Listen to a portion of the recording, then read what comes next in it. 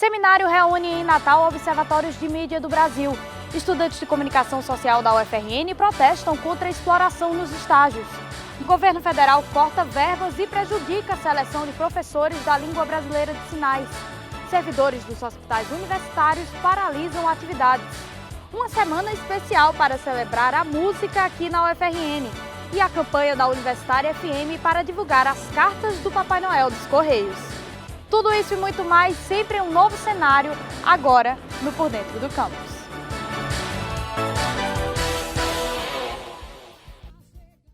Olá, sejam muito bem-vindos ao Por Dentro do Campus. O programa de hoje é direto aqui do Departamento de Comunicação Social da UFRN, que foi transferido para cá em 2015 e abriga estudantes dos cursos de jornalismo, publicidade, propaganda e audiovisual. O edifício conta com laboratório de fotografia, de informática e estúdios de TV e rádio. Atualmente, o departamento conta com cerca de 1.000 estudantes ativos. O vestibular do curso de Letras com habilitação em Libras aqui na UFRN teve a verba cortada pelo governo federal. Para que a prova aconteça, a conta terá que ser paga com recursos próprios do Centro de Ciências Humanas, Letras e Artes. Desafios para a formação educacional dos surdos no Brasil. Esse foi o tema do Exame Nacional do Ensino Médio realizado no último domingo, temática que abriu as portas para a discussão de um assunto ainda omisso na sociedade. E um exemplo claro dessa omissão são os cortes no pagamento de um vestibular, que inclui o curso de Libras. R$ 51.166 é o valor necessário para a realização do vestibular para a prova de letras com habilitação em Libras. O problema é que o Centro de Ciências Humanas, Letras e Artes aqui da UFRN não recebeu esse valor e agora o centro vai precisar tirar de outro lugar para fazer com que essa prova não se acabe. A gente vai ter que realocar algum recurso que a gente já tem disponível, vai ter disponível no nosso orçamento do ano seguinte, do ano que vem, e tirar de outras rubricas que a gente não tinha previsto isso e a gente vai ter que absorver mais essa despesa. O recurso que faz parte do programa Viver Sem Limites Educação Bilíngue é repassado pelo Ministério da Educação para a universidade. Segundo o MEC, não houve cortes e os processos seletivos das instituições federais são autônomos, mas o dinheiro que é bom, ninguém viu chegar. Dinheiro é algo concreto, o dinheiro é o recurso na conta. E até hoje a gente sabe que a universidade não recebeu esse recurso do Viver Sem Limite, que é o recurso que é repassado de um projeto do MEC para a UFRN. E ficou claro que esse ano o MEC não ia passar, o MEC não repassou e a universidade, claro, obviamente não recebeu, não tem como repassar. E a gente teve que absorver esse recurso. Segundo Lara Liz, coordenadora do curso de Libras, a situação preocupa, porque prova e curso são instrumentos de capacitação e inclusão. O vestibular diferenciado é importante também, porque legalmente os cursos que formam professores de surdos precisam ser ministrados em língua de sinais para formar o professor bilíngue. Afinal, o professor que é formado aqui no curso de Letras Libras futuramente vai atuar com alunos surdos e precisa ter fluência nessa língua. Então, esses talvez sejam os dois principais motivos para que a gente mantenha o vestibular, não é A prova tem 2 etapas. São realizados testes de atividades específicas em língua de sinais e uma redação escrita. A primeira etapa é um teste de habilidades específicas, que a gente chama de THE. Ele é composto por 20 perguntas de 4 alternativas e essa parte é toda feita em língua de sinais. A gente tem um vídeo todo em língua de sinais. As alternativas também são passadas em língua de sinais para os candidatos surdos e ouvintes. No papel mesmo da prova não tem nada escrito, apenas o número da questão e a A, B, C e D. E aí o candidato marca o que ele identifica como sendo certo ali pelo vídeo. Na segunda etapa a gente tem uma redação. Nessa redação, a gente verifica os conhecimentos de língua portuguesa dos ouvintes e dos surdos. Sebastião Faustino afirma que será feita uma relocação dos recursos de maneira criativa, de forma que não se interfira na verba destinada aos bolsistas, terceirizados e manutenção das salas. De acordo com o diretor do centro, o compromisso da universidade com o curso de Libras continua. A gente vai ter que resolver essa situação. Se vier, nós esperamos que haja uma nova definição do MEC, que esses recursos possam retornar, mas a gente não vai deixar de realizar o vestibular. Funcionários de hospitais universitários em 7 estados do Brasil paralisaram as atividades no início da semana. A principal alegação são problemas de governança por parte da empresa responsável pela administração das unidades. O cenário não é favorável em 3 grandes unidades hospitalares do estado, administradas pela Empresa Brasileira de Serviços Hospitalares, a EBSER. Os problemas de gestão nos hospitais universitários Onofre Lopes, em Natal, e Ana Bezerra, em Santa Cruz, além da maternidade Januário Sico, levaram os servidores da empresa a paralisar as atividades. São 8 meses de atraso nas negociações, onde a empresa, após 8 meses, sinaliza que é zero reajuste e ameaça de tirar benefícios, né, e direitos conquistados ao longo de antigas negociações. Além da questão trabalhista, também tem a questão da população que está sendo prejudicada no atendimento do SUS. A parte trabalhista é apenas um dos problemas enfrentados pelos profissionais que atuam na estatal. O corte de recursos na área da saúde tem afetado diretamente a prestação de serviços à comunidade. Serviços essenciais estão sendo prejudicados nas 3 unidades administradas pela empresa. Como, por exemplo, a hemodinâmica, temos 2 salas. Tem uma sala parada há cerca de 8 meses. Né? Na MEGEC, tem pacientes aguardando a ter o seu filho sentadas em cadeiras. Muitas vezes chegamos lá e tem pacientes na maca, nos corredores. No AB, tá certo? O setor de fonoaudiologia conta apenas com um empregado, tá certo? Onde a empresa vem ampliando os setores e não vem contratando, tá certo? Convocando do concurso público. Então, tem vários pacientes, tá certo?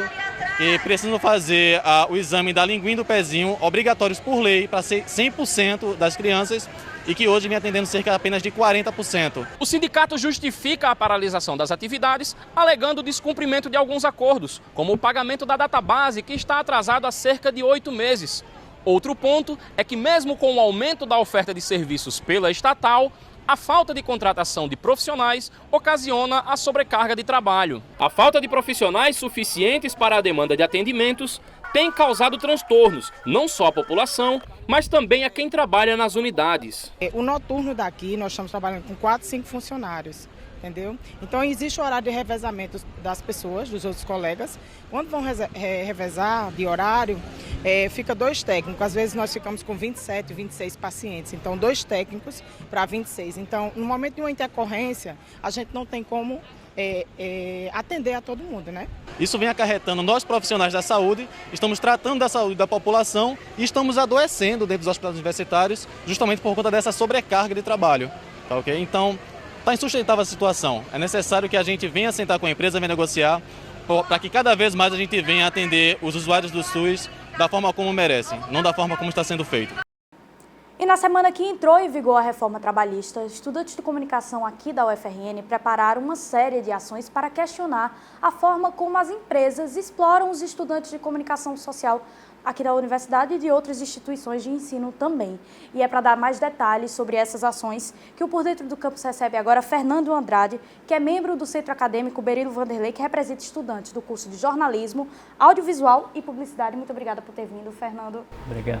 Essas situações estão crescendo, né? A sensação que a gente tem é essa. Inclusive, uma das ações que o CA fez foi emitir uma nota de repúdio ao que vem acontecendo. Teve algum caso específico? O que foi que fez o centro tomar essa ação?